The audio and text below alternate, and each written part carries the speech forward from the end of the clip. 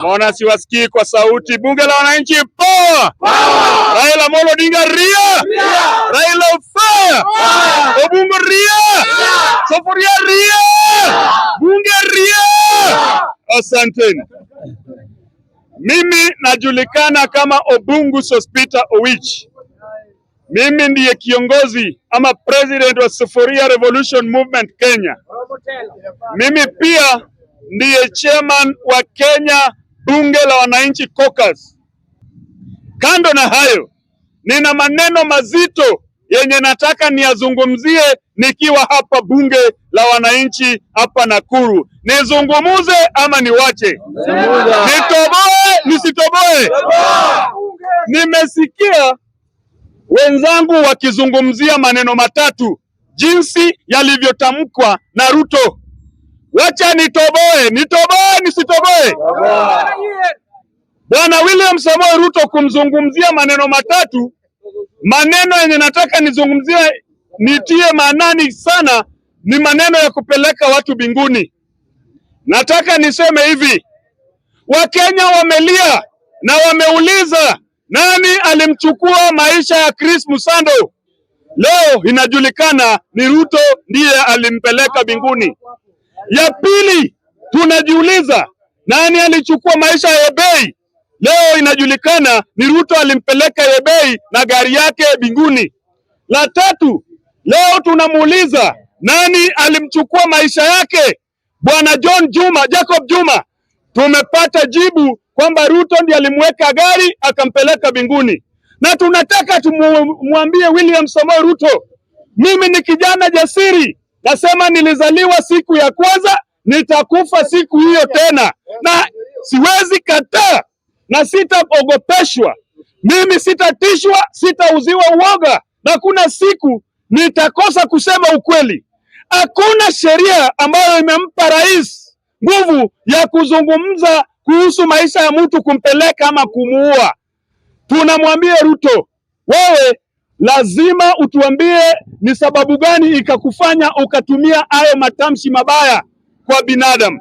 La mwisho, tunakuambia sisi tunakukataza kuwakanya na kuongea vibaya na kuwauzia uoga wale investors, wakezaji wenye wanaweka mali katika nchi. Tunakuambia wao pia wako na jukumu na wao pia wako na nafasi ya kufanya biashara Kenya. Kweli ama si kweli? Rai ni Mkenya, sababu yeye ni Mkenya, alizaliwa Kenya, na tunasimama na bwana Rai na tunamwambia Ruto, tafadhali mpe nafasi yake ya kufanya biashara. Wewe kama rais unafaa kumpa Wakenya wote nafasi zao nzuri ya kuzungumza kama Wakenya, ya kutembea kama Wakenya, ya kufanya biashara kama Wakenya. Kweli ama si kweli? La mwisho kabisa, na nitazungumzia kwa Kizungu. William Samoei Ruto, my name is OBUNGU Sospita Owich. I'm addressing you while in Nakuru. I want to tell you this. You are wasting the Kenyan public resources. You are relaunching the projects which you launched during the time when you were deputy president. There is no way you can relaunch a project that you had launched. That is misuse of public resources. We are telling you, we know that you have got no plans to implement projects in this republic. That is why you are wasting our time by relaunching the projects that you had launched. That is the reason, that's why you keep on telling us, nimetenga hii, mpaka ukatenga bibi yako sasa uko na kitanda kando, bibi yako pia uko na kitanda kando. Sababu umezoea kutenga kila kitu, ukatenga mpaka kitanda na bibi pia. Na tunakuambia vizuri, chukua ni matusi, usichukue ni matusi. Mimi nimesema na siogopi. Kuja na Subaru, kuja na Land Cruiser, jaza mpaka Mariam, na ukuja mpaka na chopa, mimi nitakuwa pale. Umoshi wana ndiye ameogopa Subaru. Oluor. Ameogopa. Nasema hivi ya pili. Kila wakati tunakusikia threaten viongozi. You are used to threatening leaders. You are used to insulting leaders. These insults must end. You swore to protect the Kenyan people. You swore to protect the constitution. You told us that you will not revenge. You told us that you will forget about all that were done to you during the time that you were deputy president. It is very ironical that you have gone back to all that you promised us that you will not do. Today, you are arresting the leaders from the Azimio coalition. You are today threatening them using the court cases so that they can subscribe to your ideological agendas. We are telling you, whether you take Oparanya to ICC or you take him to whichever court that you would want to take him, Oparanya will not leave Azimio to come to Kenya Kwisha. Oparanya will still be a member in the Azimio coalition. Bunge power! Power! Today, whether you threaten any other leader within the Azimio with any case, the way we have heard that you've threatened the former CS Peter Munya, that you want to come for him, and you have sent your people to go and arrest him. You have cooked and doctored some corruption cases against him. We are telling you that will not make former CS Peter Munya to bow down to you, and that will not make him to come and support the Kenya Kwisha. Lastly, we are telling William Samoei Ruto and your government, you campaigned under the banner of the churches, and you told us that you are saved. You told us that you know God more than God himself. Today, you have resorted into frustrating church. Today, you have resorted into frustrating churches. You are arresting pastors and bishops. We want to tell you this. The other day, we heard that you wanted to close the church for Pastor Ezekiel. I'm challenging you. Why don't you go for Pastor Kanyari? We know Pastor Kanyari is stealing from us. Why haven't you gone for him? Why only Luos? Why only Luos? The other day you told us that you want to close the church for Prophet David Owich. Why only Luos? Why are you attacking Luos? That is the reason to us why we, the Luos, we have started a conversation of seceding from this country. We want to move from Kenya, and all Luos will go to a new republic known as the Royal Luo Republic. We will not sit in Kenya where we don't want us to exist in Kenya. We will not sit in a republic where we are not recognized.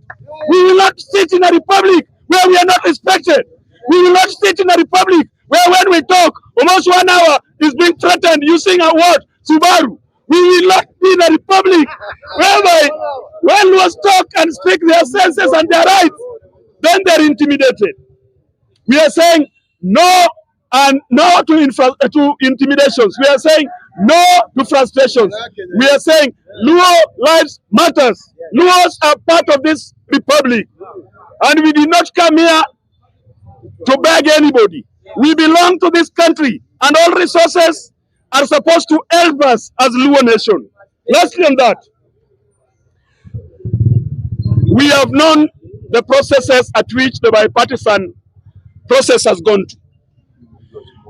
Yes, we know the processes at which we are today as the Azimio in terms of the bipartisan process. We have been told that the bipartisan team is yet to pick views from people or from different sectors. We are calling upon the bipartisan committee that when you start the process of collecting the views, make sure that you reach us as Bunge members.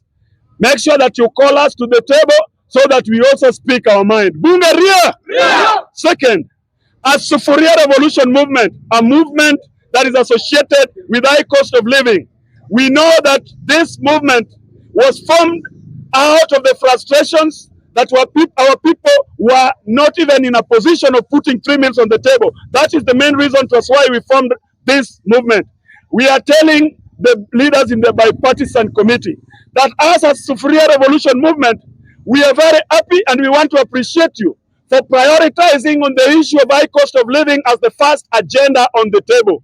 And that we are saying, we are so happy and glad that after the end of the discussion, all matters that surround the high cost of living shall be dealt with properly, and that is our view and our clarion call.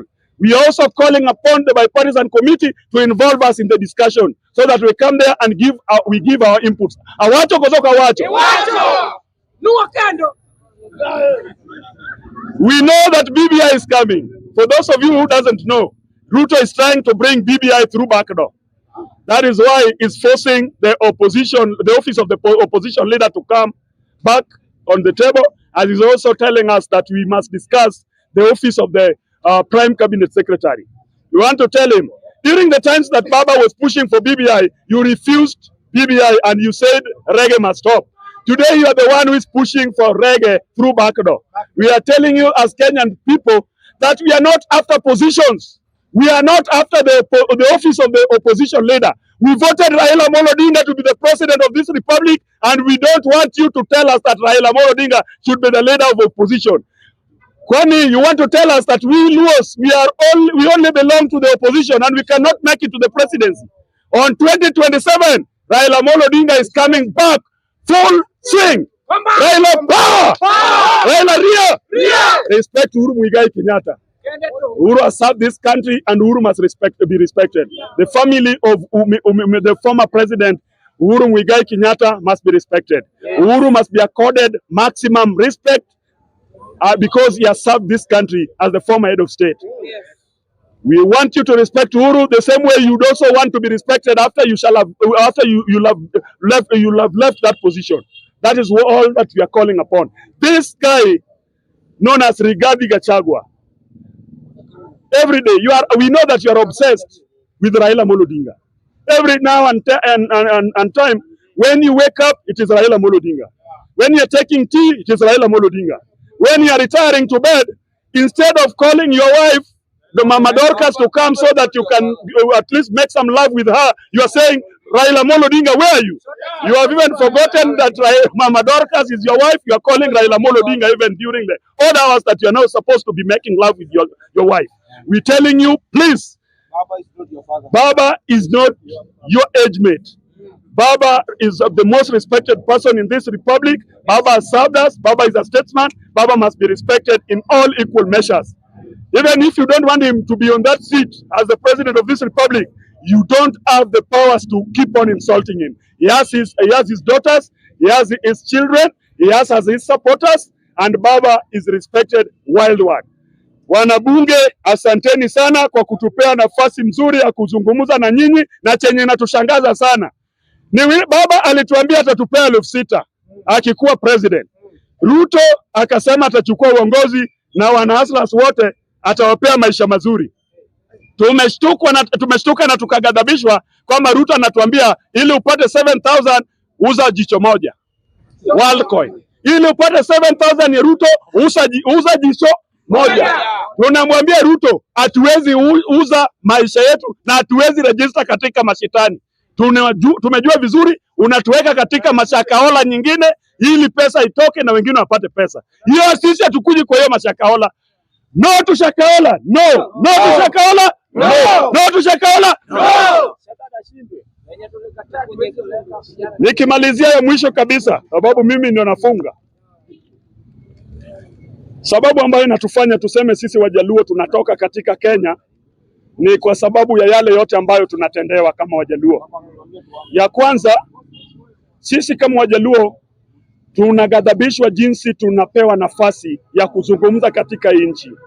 Kila wakati tukiongea sisi kama Wajaluo ni kama sisi tumekosea mwingine. Ndiposa hata wakati tulikuwa tukifanya maandamano, Wajaluo waliuawa Kisumu, wakauawa hapa wakauawa hapa Nakuru na wakauawa kule Nairobi na sehemu zote za Kenya. Wajaluo wakauawa, walikuwa target. Siku yenye watu walikuwa nafanya maandamano Eldoret sababu Mandago aliwaibia pesa, hakuna tear gas ilitumiwa Eldoret, hakuna risasi ilitumika Eldoret. Ndio maana tunamwambia Ruto, ukitaka kupeleka mtu binguni, tafadhali chukua Mandago. Mandago ndio mwizi mkubwa. Chukua Mandago mpeleke binguni. Tumekubaliana, hatujakubaliana? Tumekubaliana. Wangapi wamekubaliana na hiyo? Wangapi wanasema Ruto chukua Mandago? Sivyo?